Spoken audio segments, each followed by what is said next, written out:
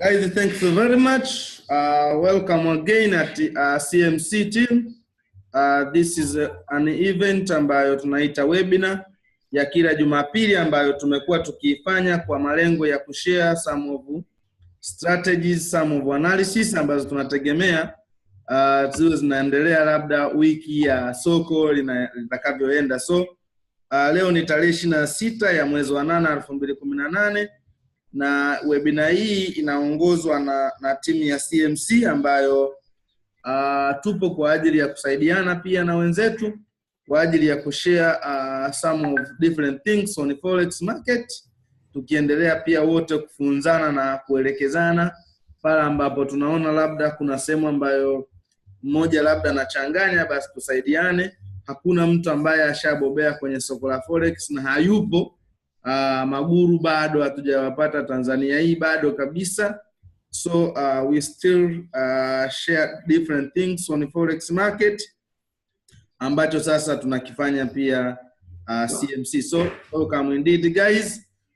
Now baada ya kumsikiliza Nelson na bwana Game Changer, nimepata taarifa za Swahili Forex aliyetakiwa tuongoze kwenye some of analysis tukitumia impulsive and corrective move. Tukitumia hizi waves, market waves.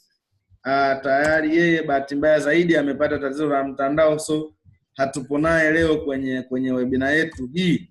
So kwa hiyo kama ilivyo ada ni kwamba tutakachokifanya sasa hivi tutajaribu kushare some of analysis za wiki hii ambazo tunategemea tuanze nazo leo usiku. Soko likishafunguliwa saa 6 ya usiku, itakuwa sasa tarehe 27 ya mwezi wa 8 2018.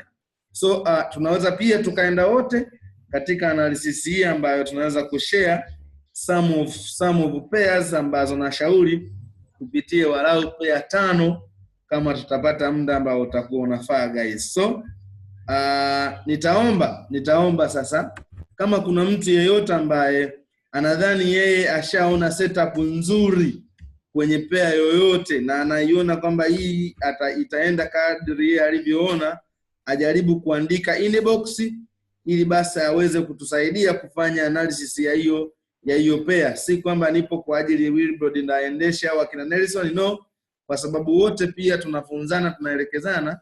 Tunaona ni vyema zaidi kila mmoja akijaribu kushare kila alichonacho na tusijaribu kukaa navyo mioyoni mwetu na vichwani mwetu na machoni mwetu.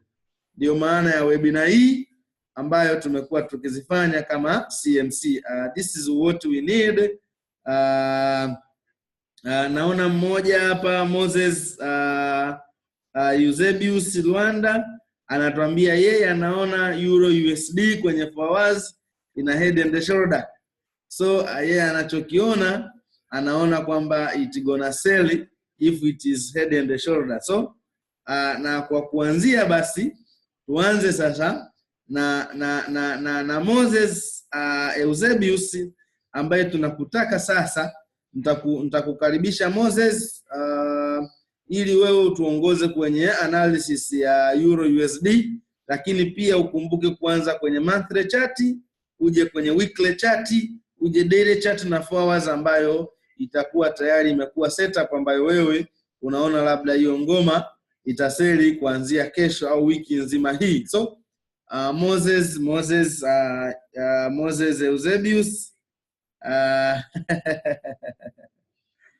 Okay. Moses, unasema unatumia simu so hautaweza kujoin na sisi kwa sababu ya kushare some of analysis. So nitaomba sasa kwa wewe ambaye utakuwa hapo unaona kuna pair yote unaweza ukashare nasi, please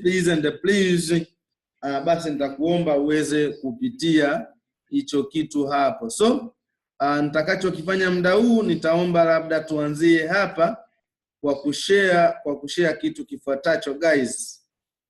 This is CMC, this is Wilbrod Buchard. Nitaanza kwa kushare kwamba tunachokijua. Tuangalie kwanza wiki hii tunategemea kitokee kitu gani kwenye soko la forex. Kwanza nilitaka tuanzie kwenye fundamental news, fundamental analysis. So tuangalie kwanza kama tutaweza kuwa na fundamental analysis yoyote ambayo inaweza ikatokea kwa next week kwenye forex market, ambapo kwa siku ya kesho, siku ya Jumatatu tarehe 27 ninaona kwamba hatutakuwepo na news ambayo itakuwa strong. Hatuna news ambayo inaweza ikawa strong ambayo itapelekea nini, ambayo labda inaweza ikapelekea soko kushake au volatility ya soko kuwa kubwa. Nachokiona mimi hapa, naona siku ya tarehe 27 natumia hii website ya www.myfxbook, as you can see there, kwamba this is myfxbook.com kama website moja wapo ambayo naitumia kuweza kuangalia some of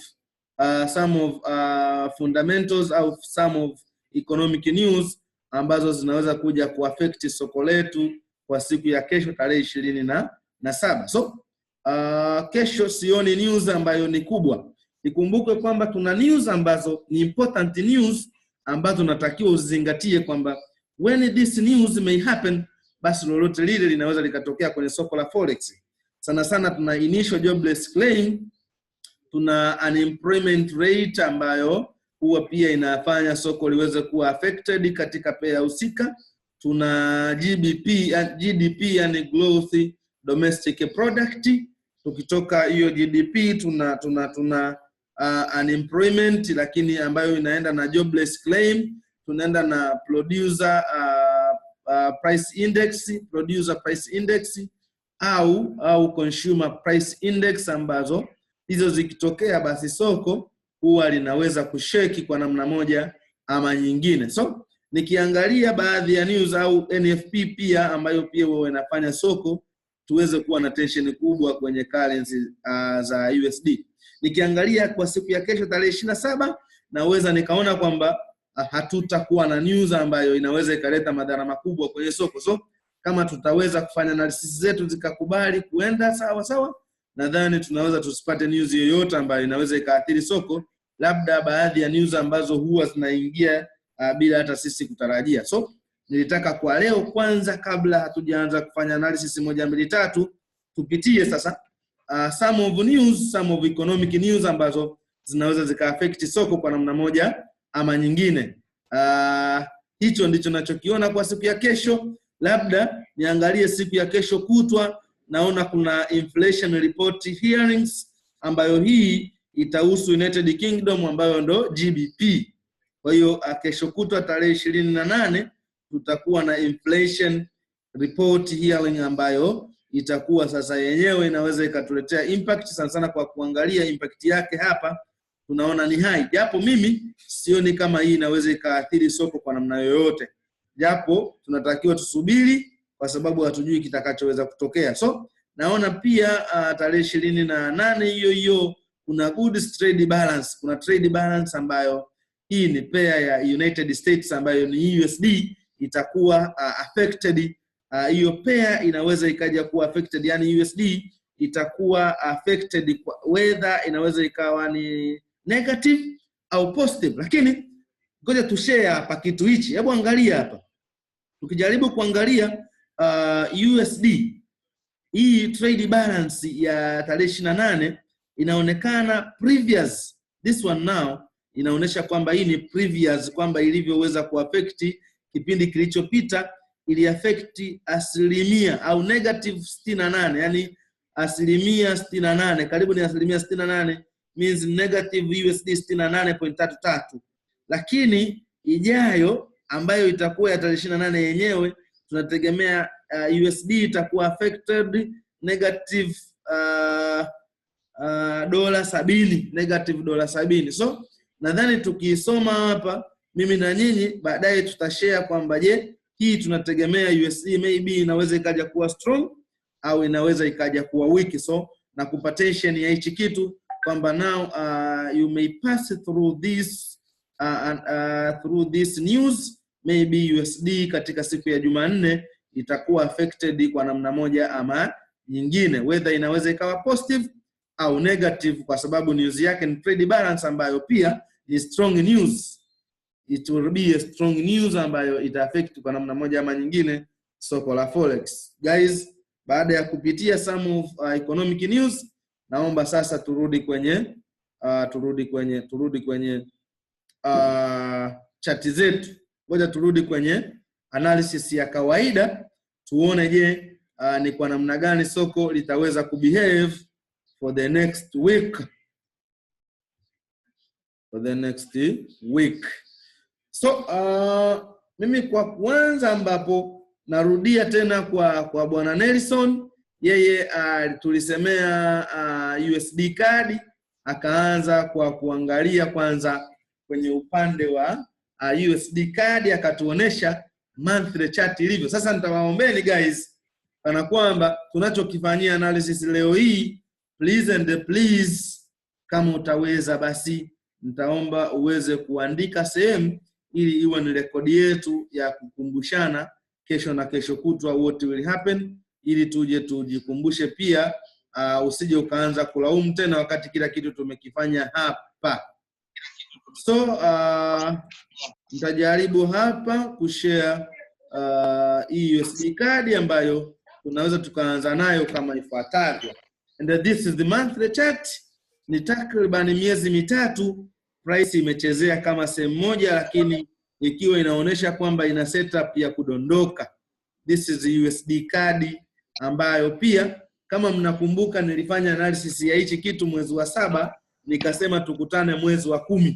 If you remember, mimi nilimaanisha kwamba USD CAD it will be a bearish market about 3 months mpaka miezi 4. Kwa hiyo ninachokiona mimi kwenye USD CAD guys, mtanisamee kama wewe ulikuwa umebuy USD CAD, mimi naweza nikaona kitu kifuatacho.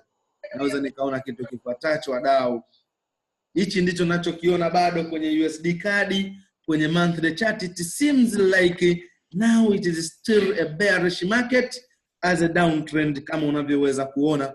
Nachoweza kuona mimi, maybe unaweza ukanisaisha hapo labda wewe kama una mawazo tofauti, lakini for what I see, the USD CAD we expect it to be a bearish market kama ninavyoweza kuonesha katika kipengele hichi. Mimi naona USD CAD still a bearish market hata kama itafanya mbwembwe zote, lakini mimi naona USD CAD is still a bearish market. As you can see kwamba hii ni downtrend, ishafanya hii imetouch mara ya kwanza peak number 1, and this is the second peak. So what do we expect kwamba tunaweza tukategemea the continuation of bearish market ambayo tunaiona, and this is USD CAD according to the monthly chart as I can see. Na kwamba unaweza pia ukachora channel kama hivi kwamba channel yetu inaonyesha kwamba this is a trend line kama tumeichora juu huku, lakini tukiongeza mstari wa pili nao tuna indicate we have a channel there. So what do you expect? Tuna expect kwamba USD CAD katika monthly chart inaweza ikaendelea kufanyaje? Kudondoka. Yes, actually kwamba hii inaenda kihivi channel hiyo ni upswing, and this is down swing guys, ambayo hii down swing, after the down swing tulikuwa na upswing ambayo ilienda ikatouch hapa, and thereafter now the upswing. Now what we expect? Tuna expect the down swing kwamba itaanzia maeneo hayo, then itafika labda the down swing, tunategemea price idondoke maybe mpaka hapa if it will respect our analysis and the trend line as you can see there. So this is the USD CAD nachokiona kwenye monthly chart, tunaweza tukakishuhudia wote. Let us look on weekly chart. Hiki ndicho kinachoonekana kwenye weekly chart guys, kana kwamba ukija kwenye weekly chart ngoma iko hivi. Tumefanya kwenye monthly chart it's a downtrend. Yes.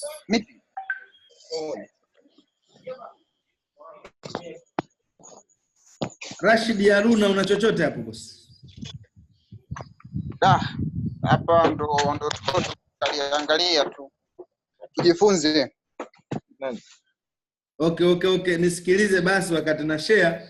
Kama utakuwa na chochote cha kuongelea hapo utanishtua basi nikuruhusu boss wangu, au vipi? Okay. Haina shida. Okay, well done. Let me continue. Nikiangalia tena hapa ninakuja hii ilikuwa ni monthly chart ambayo nimeicholea hapa USD CAD kama inavyoonekana. Sasa nakuja kwenye time frame ndogo ambayo ni weekly chart baada ya kuangalia monthly chart. When we use the weekly chart tutaweza kuzivunja hata hizi za monthly tuje tutengeneze sasa za weekly ambazo labda nazo zitakuwa na muongozo wake tofauti na monthly chart. Tutakuwa na some sort of uptrend kwenye weekly chart, lakini price ilionekana kana kwamba inatembea hivi. So ni live conference. Weekly chart ni kumute kwanza wewe unayeongea, maki unatuharibia utaratibu hapo. Box unayeongea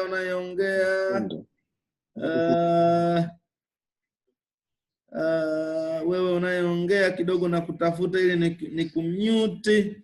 Sikuoni sijui umepotelea wapi. So tujitahidi guys to mute mic zetu ili tuweze kusikilizana guys. Kama tunavyoona na ninaona wote mmemute mic zenu. Thank you lot kwa kulitekeleza hilo. Let us continue with our analysis guys. Ninaona mimi kitu cha hivi kwenye weekly chart kana kwamba we have an uptrend on weekly chart as you can see. So mimi ninachotegemea ni nini kwenye weekly chart, kwa sababu price ilikuwa na down swing like this according to weekly chart, ikawa na upswing kama hivi, ikaja kuwa na down swing kama hivi. Ilikuwa inakuja inatengeneza upswing na down swing na ikaenda mpaka hapa juu. So after there price imerudi chini. Sasa tuone sasa. Hebu ona. Price baada ya kufika hapa ikafanya utaratibu kama inataka kwenda juu, lakini imegoma. Ilitengeneza kendo moja ya weekly chart, ikaenda kana kwamba price inataka kwenda huku juu kuendelea na upswing, lakini ikawa imekataa kabisa, ikatengeneza kendo mbili za down swing, za bearish market ambayo ni hii na hii. So ni kitu gani ambacho nakitegemea kwenye USD CAD kutokana na monthly chart ambayo imeonyesha kwamba it is a downtrend?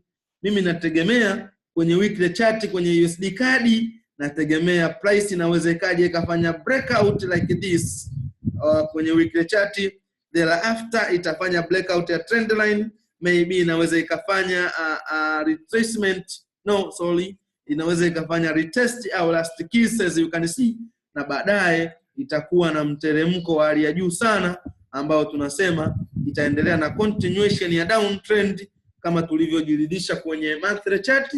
So tunakuja kukiona hicho kitu kwenye weekly chart like this guys my friend. Tunaweza pia tukaona kitu cha hivyo. So keep in record USD CAD hata kama itarudi juu kidogo hapa, lakini thereafter we expect the breakout of our trend line on weekly chart and the retest.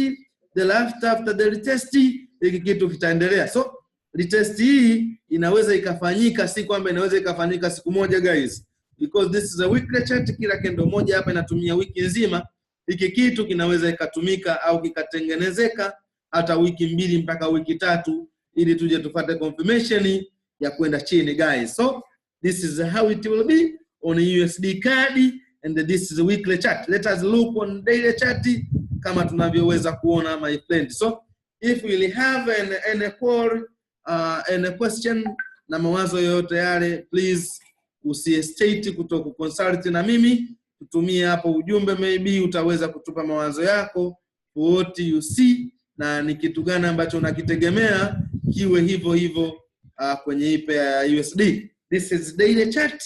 Baada ya kufanya analysis ya weekly chart, let us look on a daily chart guys. This is USD, na ukifanya USD CAD kwenye daily chart, you will see that it is a downtrend now. It is a downtrend guys, as you can see. It is a downtrend now. Baada kama tunaweza tukaondoa hata hizi trend line, labda hizi za awali za uptrend, za upswing na downswing, za weekly na monthly, maybe zinaweza zikakuchanganya, naweza nikakutolea ili sasa tufanye daily chart ambayo ni time frame ndogo baada ya kufanya time frame kubwa guys ya USD CAD, tuone ni kitu gani kitaweza kufanyika my friend.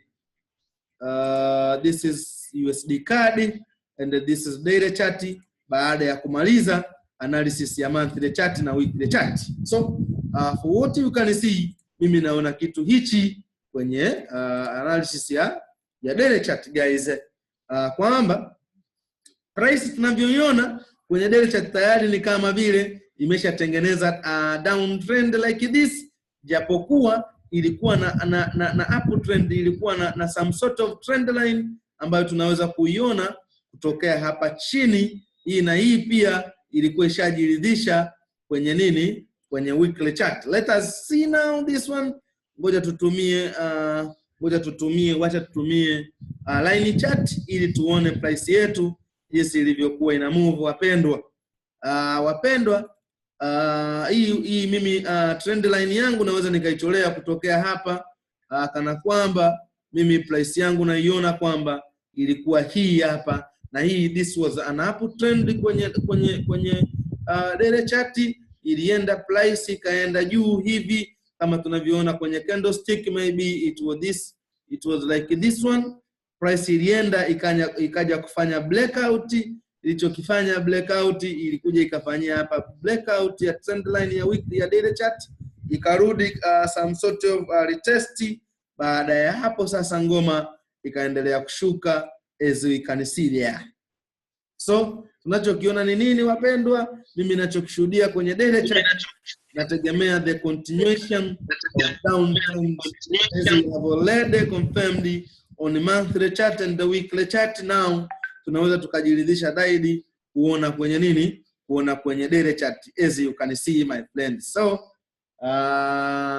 ngoma hii nategemea mimi iendelee kufanya downtrend, na hichi kitu nitakidhibitisha baada ya kuona some sort of head and shoulder there.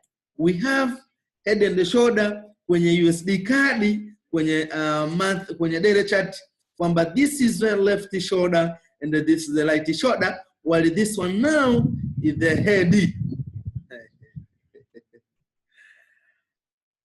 Okay. Nacheka sana kwa sababu hapa kuna watu wamebuy USD CAD. So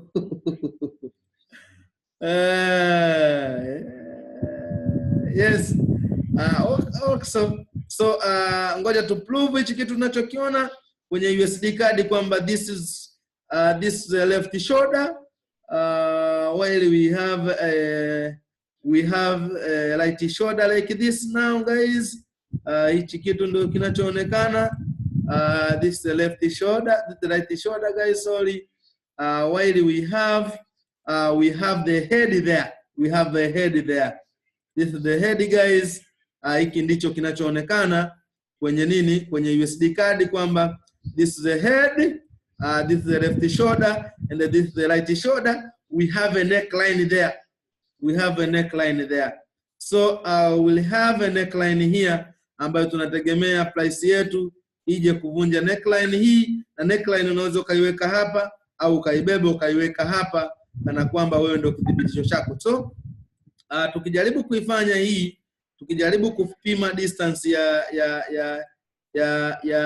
hapa ya head and shoulder hii, maybe inaweza ikatoka hapa distance, kutoka hapo kuja kwenye neckline like this, ambapo pia tutachukua urefu huu au distance hii tutaipima kutokea hapa, ambapo tunaweza kuja kushuhudia USD CAD baada ya breakout ya neckline. USD CAD inaweza ikashuka ikawa bearish market mpaka somewhere hapo, ambapo hapa sasa itakuwa ni pips takriban kuanzia hapo mpaka hapa. Oh my godness.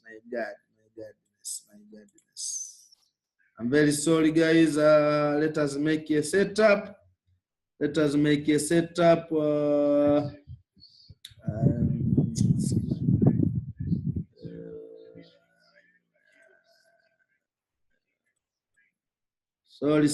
guys. Sorry on that. Foreground. Maybe like this. Okay. Yes. Now we can see kwamba tutakuwa sasa na price ambapo mimi nashauri sasa USD card mwingine anaweza akaseli maybe kwenye time frame ndogo kama inaruhusu kuiseli USD card hapo hapo ilipo kuja mpaka sehemu ya neckline ambayo itakuwa na takriban pips 40 mpaka 45. Lakini thereafter mimi ninachokishauri unaweza wewe ukasubiri blackout of the neckline ya head and shoulder ambayo maybe unaweza kaja kuingilia hapa kwenye price ya 1.29 52.0 1.29 52.0 kama wewe ni entry yako ya blackout ya head and shoulder ya neckline hapa. Kwa hiyo ukianzia hapa kwenye maybe 1.29 1.29 50.0 maybe utashuka nayo mpaka somewhere ya maeneo ya 1.27 82.0 ambayo tutakuwa na pipsi takriban 169 mpaka walau 150 mpaka 160. We will have a setup on USD card the head and the shoulder guys. So this is a daily chart. USD card ndicho tunachokiona. Turudi kwenye 4 hours guys. So now baada ya kufanya analysis yetu kwenye daily chart, tutaweza tukarudi sasa kwenye 4 hours chart tukaangalia kwamba kinatokea ni kitu gani. This is a 4 hours chart USD card guys. Now what we see, ukijaribu kuview chart yako kwa mbali kidogo utaona kwamba we have a downtrend on USD card on 4 hours time frame. Kwa maana hiyo basi bado tunashuhudia kwamba we still have a bearish market on USD card guys, as you can see there. So kitu gani ambacho nakiona, tunaweza tukashuhudia mambo kama haya pia, ili ukija huku pia huo unafanya pia analysis, unajiridhisha kana kwamba price ilikuwa imetengeneza kitu cha hivi, ikaenda ikafanya blackout hapa, ikarudi ikafanya retest. Baada ya retest price ikaendelea kushuka, ikarudi kutafuta nguvu ya hii trend line. Now what do we see there? We see the massive of selling on USD card guys according to 4 hours. Kwa hiyo mimi nachokiona kwenye USD card, we still have a bearish market on USD card kuanzia kwenye monthly chart, weekly chart, daily chart mpaka 4 hours chart. Ndicho tunachokiona hichi wapendwa. So nikijaribu kuangalia kwamba sasa ni wapi wewe utapata entry nzuri ya kuingilia sokoni wadau wangu, maybe tunaweza tukasubiri sasa hapo ilipo, maybe kwa sababu hapa tutakuwa na some sort of zone. Tutakuwa na kazoni kadogo tu hapa ambako pia kanatokea hapa, kanaweza kaka include hichi kitu hapa, kakaja kuwa na some sort of zone like this. So wewe kama wewe hutapenda usumbufu wowote, unaweza maybe ukasubiri ngoma ifanye a breakout of this zone. Maybe unaweza ukasema mimi nisubiri price maybe ije ifanye breakout na labda irudi kufanya retest kidogo, kwa sababu price haiwezi kaenda sehemu moja siku zote mpaka iende sehemu zote, inapanda na kushuka. Maybe after there unaweza ukaja kusell like this guys, as you can see on USD card. This is how I see on USD card. We will have an opportunity on selling or bearish market. Let us keep on hand, keep on lighting, and keep our notes. Andika kila sehemu ulionayo ili hii pair pia tuje tujikumbushe wiki ijayo wapendwa, tuone je tulichokifanya kimekuaje. This is USD card, this is CMC, this is Willy Blood Butcher. The laughter guys, baada ya USD card nirudi kwenu sasa kuangalia kama kuna mtu yeyote maybe ana chochote labda ambacho ameshare, alafu kabla sijaendelea maybe ili niweze kusikia mawazo yenu yanasemaje.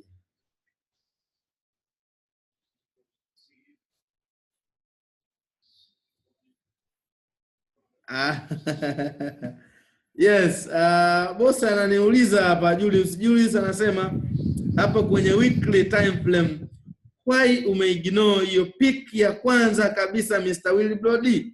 Okay, nitarudia pale kwa ajili yako boss wangu Julius. ili tuweze kuelewana. Okay, we're done. Yes, kwamba CMC mna WhatsApp group. If yes, can you share the link please? Okay boss, baada ya hapo utanicheki, tutashare nawe. Tuone ni kitu gani cha kufanya. CMC tupo kwa ajili yako boss. Tupo kwa ajili ya wadau. Tunajaribu kushare some of knowledge kuhusu soko la forex, na viwanda mpendwa, ili tuweze kukuza knowledge hii. Ndo ajira kwa wengine ambao kwa sasa tunajikita nayo boss wangu. So usikonde katika hilo. Let me share. Ngoja niendelee sasa kushare USD card na nikujibu boss wangu kwamba kwa nini kwenye weekly chart nimeignore hii price ya kwanza. Ananiuliza kwamba kwa nini nimeignore hii high price ya kwanza. Ukijaribu kusoma vitabu vyote boss, kwa sababu wote tunaofanya forex tunaifanya kwa kusoma na kwa kufuatilia labda different analysis, kumbukumbu tofauti zilizopita. Actually ukijaribu kuangalia ni kwamba hii haijaanzisha downtrend. Downtrend yetu imeanza peak ya kwanza. So hii haikuwa peak ya kwanza wapendwa. Hii sio peak ya kwanza, kwa sababu hii price tunasema hii price labda ingeweza kurudi hapa. Ikirudi hapa hii isingeweza kuwa. Hii kama price hii isingeweza kwenda hapa, ikarudi hapa, it means ingetengeneza double top pattern na isingeweza kutengeneza downtrend. So unatakiwa uangalie kwamba hii kama price ilishuka ikapanda, yes. Unaniita? Kama uniiti, kama una chochote cha kuchangia, andika pale ujumbe, mimi nitaupitia mdau, alafu by then nitauleta hapa, nitaushare nanyi wapendwa. So nilikuwa najaribu kuelezea boss aliyekuwa ananiuliza kwamba kwa nini hii sijaita kama piki ya kwanza. Sijaita piki ya kwanza kwa sababu hii ilikuwa ni uptrend boss. So ilipokuja hapa ikashindwa kuendelea kwenda juu, kwa maana hii ndio ilianza kutengeneza low of high. Hii ndio ilianza kutengeneza low of high mpendwa, na ilikuwa kama hivi. So ukihitaji zaidi unaweza ukaichora hivi kwamba this was low of high boss. This was low of high. Kwa hiyo low of high yetu ilianzia hii hapa. Hii ndio ilianzisha low of high. Na ngoja nijaribu kuchange rangi ili uione vizuri mpendwa. This was low of high, na maana hii ilikuwa low price. This was a low price mpendwa. This was a low price like this guys. But after there tulikuwa na tena na low of low kama tunavyoiona hapo, low of low kama hivi. Na maana hivi hii hapo juu inakuja kuwa low of high. Kwa hiyo hichi kitu ulichokuwa unaniuliza boss ndio hichi, lakini hapa juu palikuwa ni high na and not a low of high. So this was like this. Kwa hiyo unaweza ukawa umenielewa ni kwa nini nimeanzia kusema hii this was a first peak na sio hii hapa, kwa sababu this was our high price and this was a low price. Hii ndio ilikuja kutengeneza low of high, hii ikaanza low of low, hii ikatengeneza low of high. Tunategemea pia low of low nyingine kuja tuikute hapa. Boss wangu uliyeniuliza swali Julius, nadhani sasa unaweza ukawa umepata jibu lako boss wangu mkubwa. Let us continue on sharing our analysis on the next week. So this is how it is on USD card, na hiyo nimeimaliza hivyo. Baada ya kuanzia time frame kubwa tukaja tukasummarize kwenye time frame ndogo, tukiwa tunafanya kile kitu kinaitwa multi time frame analysis. Hicho ndio kitu ambacho nakitegemea kwenye USD card guys. So after there let us look on Euro USD guys, ambayo wadau wengi wanauliza how it will be, na kama natoa precaution moja guys. Wote na ukisoma kile kitabu cha Game Changer alichojaribu pale kushare kwamba 17 currencies strategies, ndio utaona kwa kwamba hiyo ngoma mabosi wangu, kama USD card itasell, Euro USD itabai. Kama USD CAD itasell, what I expect mimi nategemea Euro USD will buy. So twende kwanza na knowledge hiyo, lakini pia tuje tusaishane pale ambapo unaona kutakuwepo na mapungufu wapendwa. Pale ambapo kutakuwepo na mapungufu tutashare pamoja nasi. So let us look now on the Euro USD.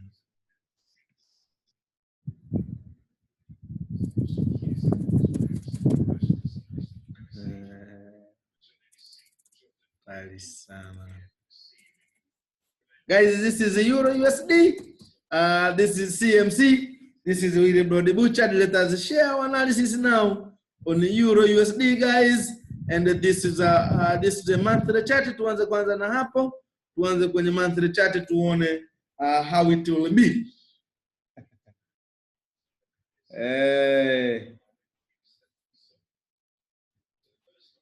Yes. Yes, this is Euro USD on a monthly chart. This is how it is. Actually, it seems like it is a downtrend like this. It is a downtrend like this. So this is the monthly chart. Kitu gani tunachokiona hapo wadau? Kwanza nikijaribu kuangalia kwenye monthly chart, naona kana kwamba ina head and shoulder, si? Na head and shoulder hapa kwenye monthly chart like this, lakini tufanye sasa analysis ili tuone kama kwamba je, tutaenda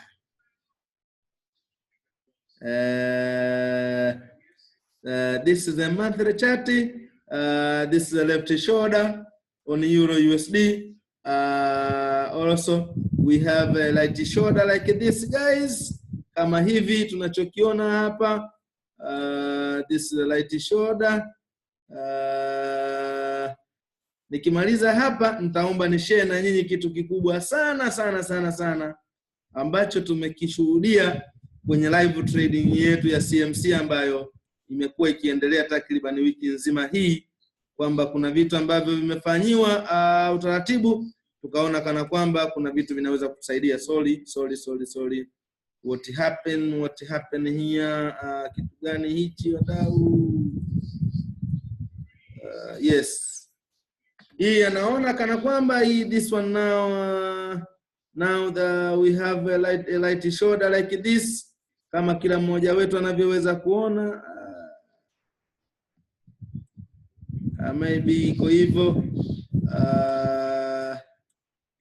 kwamba this is the right shoulder, while this one now is the left shoulder, while we have the head there. We have a head there ambayo hii head yetu ndo hii hapa wapendwa. Yes, this is the head now.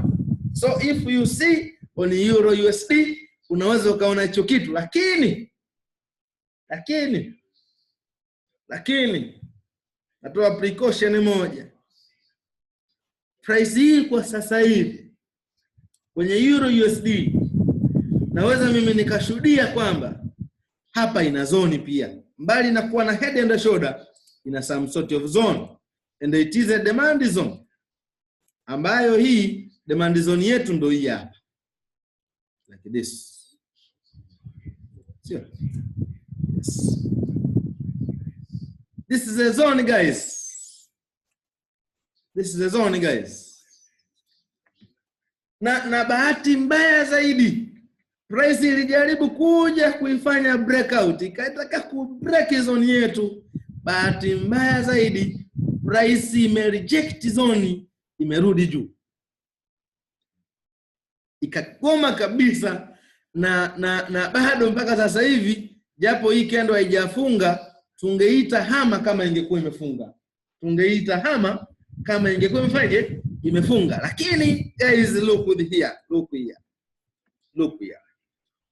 Unaona price hii kwamba hii kendo ambayo ni doji kendo, long legged doji ambayo ni hii, ikaja ikatengeneza tena doji kendo hii hapa ya pili, na hii ilikuwa ni bullish signal ambayo ilitokea, ambayo ni hii, na bahati mbaya hii price ilivyotokea toka hapo toka tarehe 1 ya mwezi wa 8 price ilishuka huku chini, lakini buyers wakaonekana wana nguvu kubwa sana, wakapushi soko kutoka chini kurudi hapa. Tuone ni pips ngapi ambazo price imetoka hapa chini kurudi hapo juu. Angalia. Ina pips 336 ilipushi kutoka chini. Buyers walipushi price kutoka hapa kuja hapa. So what do we expect katika siku 2 siku 3 mpaka tarehe 30? Mimi naweza nikaona kwamba hii price inaweza ikatengeneza signal ya kubai hata mwezi ujao.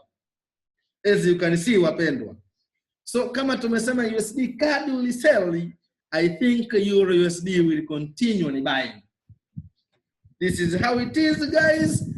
We have to be care on this pair according to monthly chart, na hiki ndicho nachokiona mimi, japo imetengeneza head and shoulder, lakini huku imetoa signal za kwanza kwenda juu. Kwa mimi naweza nikashuhudia kwamba price hii hata kama itakuja kushuka sio leo wapendwa, inaweza hii price ikaendelea kubai labda mpaka somewhere.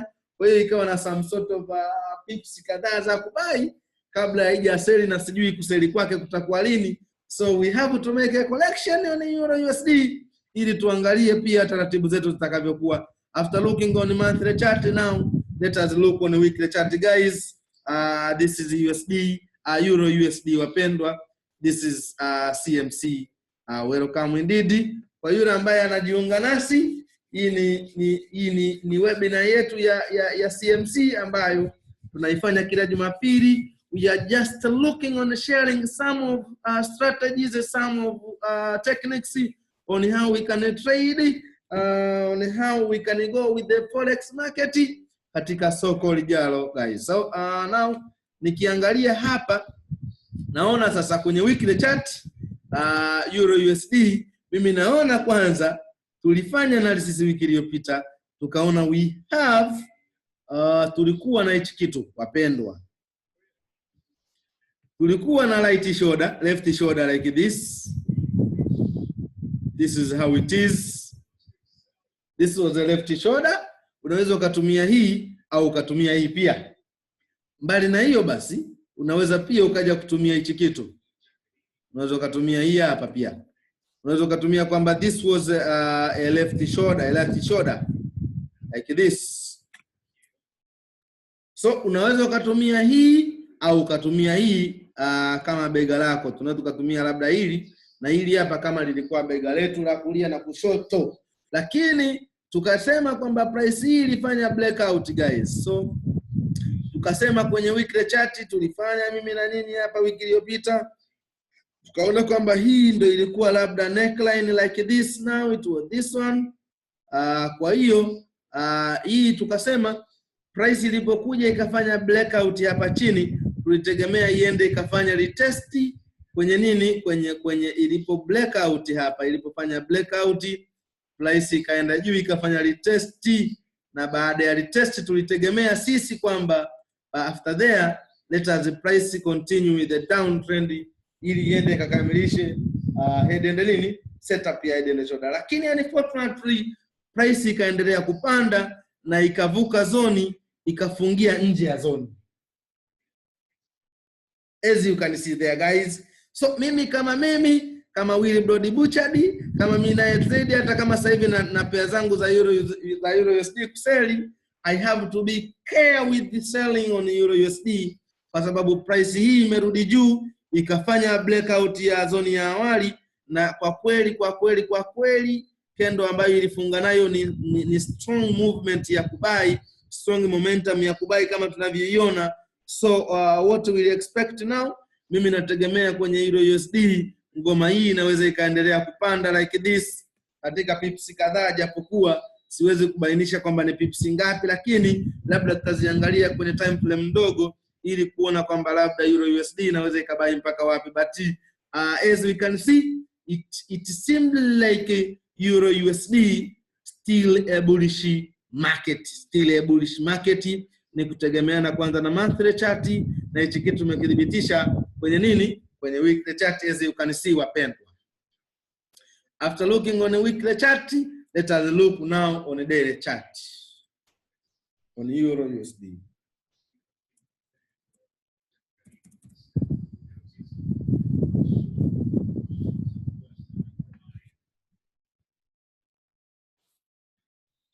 This is how it is now on the daily chart, as you can see. Sasa nani anaanza kuchora tena bana? Aya. Vurugu hizo wadau. So now let us see now guys kwamba price hii tunaweza pia tukaanzia hata huku juu, tukaona kitu kilichofanyika hapa juu, tukaona kwamba ilitengeneza some sort of sideways kama hivi, ikaja kufanya blackout hapa, ikateremka mpaka huku chini, ikarudi. Kwa maana hiyo hapa ikatengeneza kama vile ni downtrend, ikashuka hivi. Ilikuwa na kitu cha hivi hapa tunachoweza kushuhudia labda mimi nanyi kwenye daily chart. This is according to the daily chart guys. So but kitu cha kusikitisha na kitu cha kuamua mambo mengine ni kwamba kama tulitegemea hii price itengeneze, labda kwenye weekly chart kama ingetengeneza head and shoulder, tukija kwenye daily chart, what we see there, we have the inverse of the head and the shoulder. We have the inverse of the head and the shoulder guys, as you can see kwamba this one now with the left shoulder, while this one now with the right shoulder. So it seems like Euro USD is the bullish market.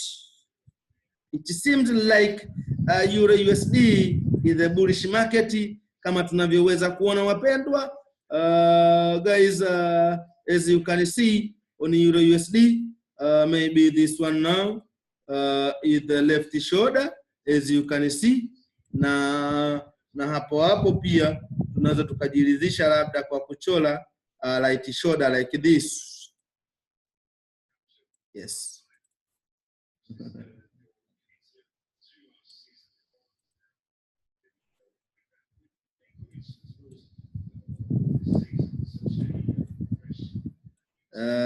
Maybe now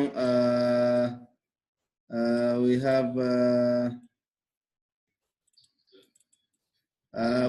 a left shoulder, right shoulder like this guys, na tuweke kwenye kumbukumbu kwamba this is the left shoulder, this is the right shoulder. What do you expect kwamba price yetu sisi, this is our neckline now guys. Kwa hiyo hii tuitoe ambayo ilijaribu kutengeneza kama neckline, kama downtrend, na sasa tunatokapima sasa kwamba inaonekana kwamba this is a head ambayo tutapima urefu mpaka kwenye neckline there, ambayo pia tutatoa hapo, tutakuja tuipime, tuishift hapo kuja mpaka hapa. Maybe price yetu ya Euro USD, if it will respect the inverse of the head and the shoulder on daily chart, hichi kitu ndicho tunachokitegemea kwamba price maybe it will buy mpaka maeneo haya wapendwa. This is what we expect, kana kwamba price yetu inaweza ikarespect hiki kitu mpaka hapa, ambayo itakuwa na takriban pips, 250 kutoka hapo ilipo wapendwa. Yeah. So on Euro USD guys, you have to be careful. Those who are selling Euro USD, be careful please. Be care. Kwa sababu price inaonesha na analysis inaonesha kwamba the Euro USD, it is like the head and the inverse of the head and the shoulder pattern, ambayo tunasema it is a bullish market, it is a bullish signal, ambayo tunasubiri sisi kwamba baada ya kufanya blackout hapa ya neckline, what do you expect there? Mimi nawashauri sasa kwamba ukiona price imeenda hapa ikafanya blackout like this, inaweza ikafanya hivyo alafu ikarudi kufanya retest like this, alafu thereafter inaweza labda ikafanya retest mpaka somewhere maybe hapo, alafu by then ikaja kuendelea kupanda sasa, ili kurespond ile tunaita the inverse of the head and the shoulder pattern are the bullish signal. This is Euro USD on a daily chart guys. If you have any call, any comment, any idea, please contact or comment on this. We will share together guys. This is why tuko hapa kwa ajili ya kushare 1 2 3 on different pairs and the different analysis, guys. As you can see, this is what it has been seen on Euro USD, guys. Welcome indeed. This is CMC. Baada ya kuona hapo, labda turudi kwenye 4 hours chart ili tutafute labda kwenye time frame ndogo wanasemaje. As you can see also on Euro USD, it had the inverse of the head and the shoulder, also on 4 hours chart kama tulivyoiona kwenye daily chart.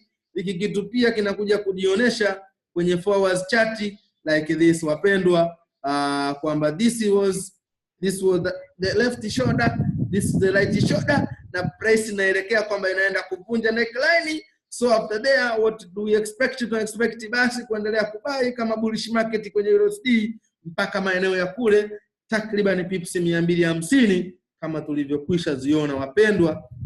Na pia tukijaribu labda kuweka ile strategy yetu ya moving average, let us do it.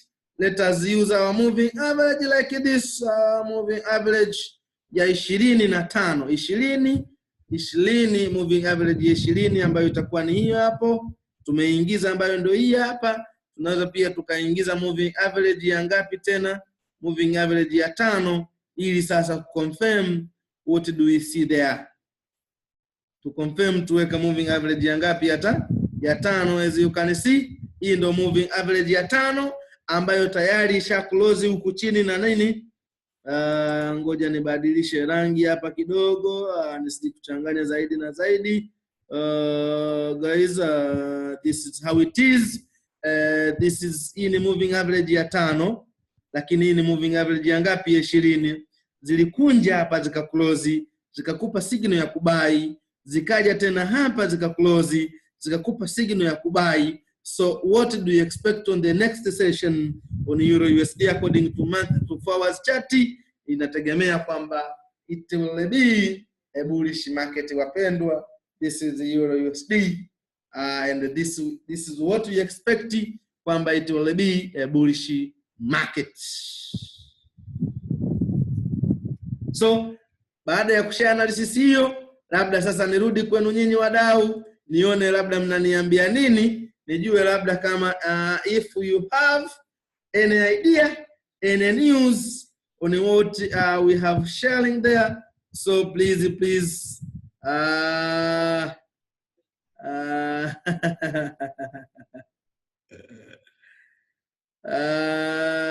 from iPhone ananiambia kwamba ngoja nizisome hapa, ngoja nisome. Thanks Nelson, you are welcome. Thank you. Mdau, nilipata tabu ya mawasiliano kidogo, sorry, unaweza kusum up kilichosema kuhusu kipigo cha Euro USD? Yeah, tunisha share hapo kidogo, nadhani utakuwa umeona what is happen. Okay, ananiambia, anasema Euro USD hiyo ya head and shoulder, naona tunailazimisha Wilbrod, let's not use the head and shoulder for that setup. Euro will leave a buy signal somewhere kwenye monthly. As we share there, bossi, tushalifanya sasa tayari boss wangu, na tumekubaliana wote kwa pamoja kwamba Euro USD is a bullish market, guys. I can't hear someone help ni kukati loss tu kama ni kipigo tayari. Kwanza upya si ujinga bossi. 4 hours nayo ni inverse of the head and shoulder. Thanks a lot. As kama nao umeona. Yeah. Thanks a lot. This is CMC. This is Willy Brody Butchered. Tunaendelea pia kushare analysis after looking on Euro USD and the USD card. Ngoja tujaribu sasa kuona labda pair nyingine, wapendwa, ambayo tunaweza tukashare kwa pamoja, ambao wadau walipendekeza tufanye analysis ya Euro USD, tuone ni kitu gani kitakachotokea.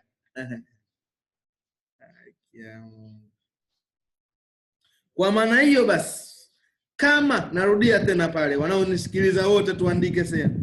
Kama tumeona USD kadi na sell, Euro USD we expect a buying.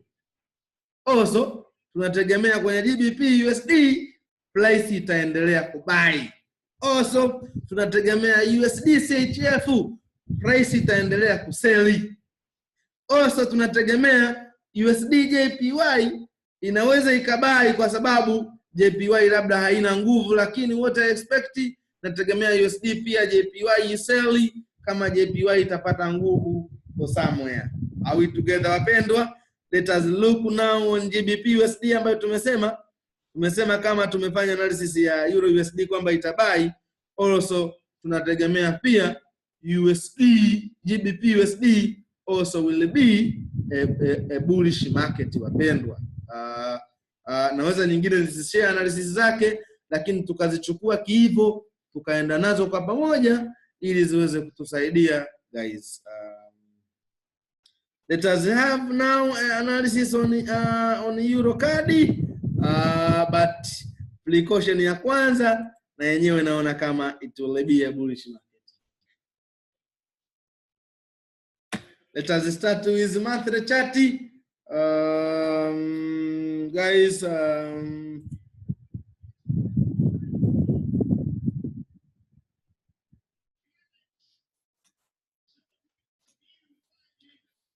yes, this is Eurocard. As we can see there, let us start with the monthly chart, guys. As we can see now, this is how it is, and this is how we can look on this pair.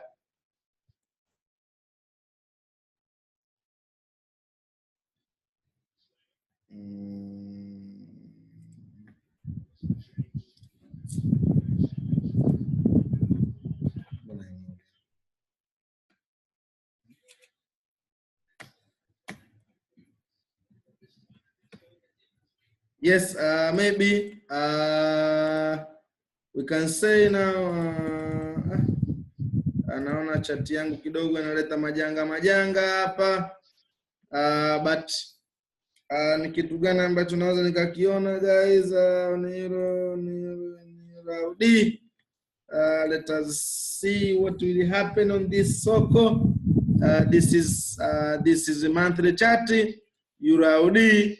Ninachokiona mimi kwa macho mekundu, I see the continuation of going up. I can see the inverse of head and the shoulder on Euro-USD on the monthly chart. Kwa hiyo yote anayeona anaweza pia akawa shahidi katika hili.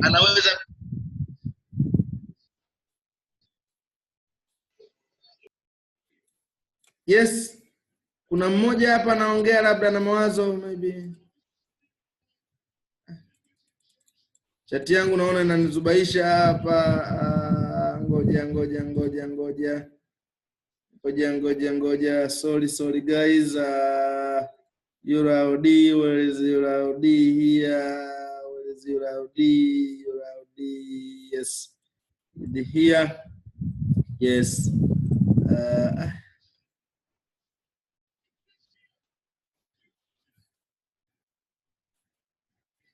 Yes.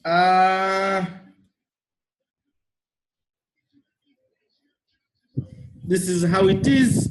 Maybe yes.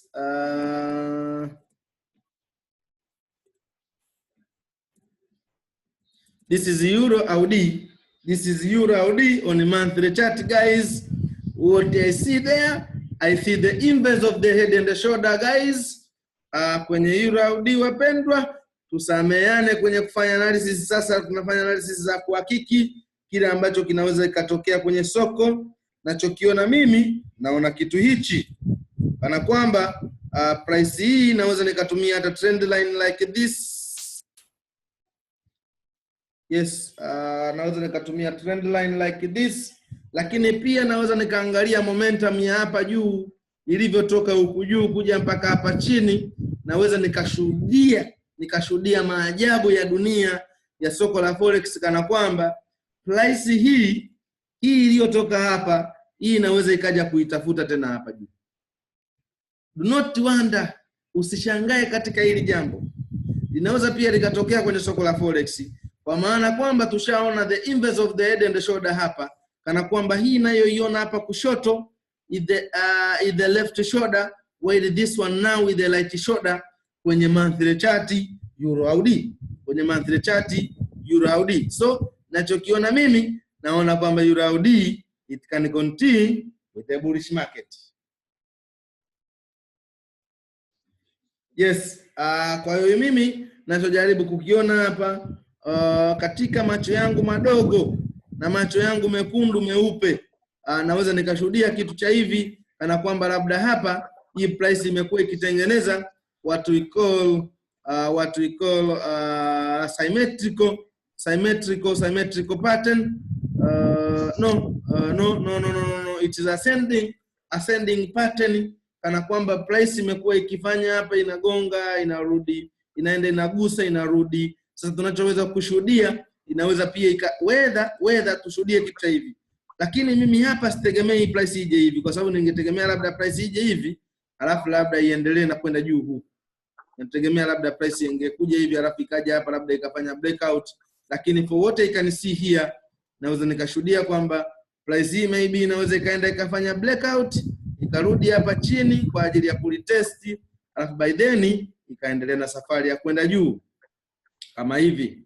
So lakini bahati mbaya zaidi naona price imegoma kushuka chini, labda ni kutokana na kutegemea na setup ilivyo. Naona kana kwamba price hii hapa ilipo euro AUD inaweza ikaja kufanya blackout na ikaendelea na safari ya kuelekea juu. Labda tutegemee kwamba labda price inaweza ikafanya blackout maybe like this, au ikaenda ikafanya retest pia like this, alafu ikarudi kuretest labda, alafu ikaja kuendelea na safari. This is according to euro AUD guys. Hiki ndicho kitu ambacho nakiona. Tusameane labda wengine hawapende, lakini this is monthly chart. Ngoja tuende kwenye weekly chart ili tuweze kuiona vizuri na tujiridhishe pia kwa hichi kitu ambacho tunakifanya. So this is a weekly chart guys, and this is how it is. Maybe tutumie tunaweza kutumia hii kana kwamba maybe price hii maybe labda maybe sorry guys, anachokiona kwamba hapa kwenye euro AUD it is an uptrend, na hii tunatukaishuhudia kwenye weekly chart kana kwamba price inaenda hivi, and this is how it is.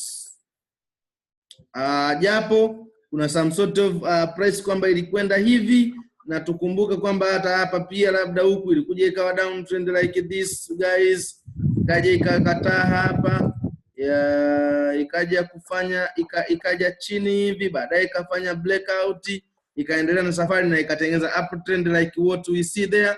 Lakini mwingine badala ya kuchorea chini, anaweza yeye trend line yake akaiweka maybe somewhere hapa juu, kana kwamba labda price ilishafanya blackout, labda imerudi kulitest. Sasa kama imerudi kulitest hapa, inarudi kwenda wapi? So what we can share there,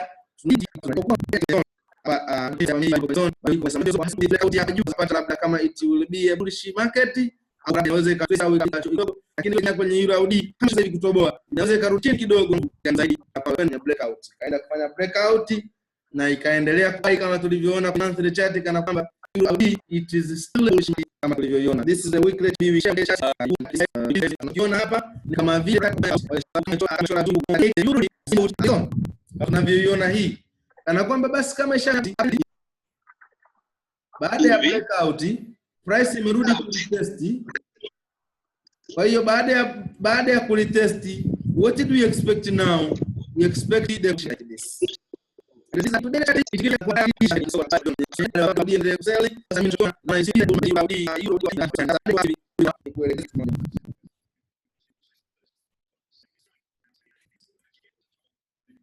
This is nitaomba nilete tu, nitaona and those but we kufanya kazi. This is hii knowledge kubwa sana ya hiyo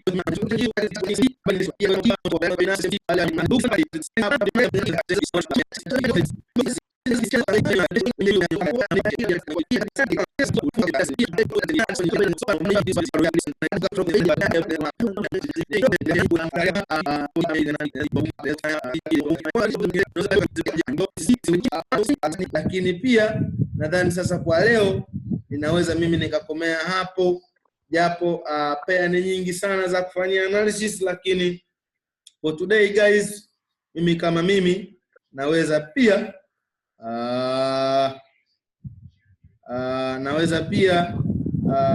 nikakomea hapo kwenza, lakini tutaendelea kushare different changes, different analysis kwenye magrupu yetu,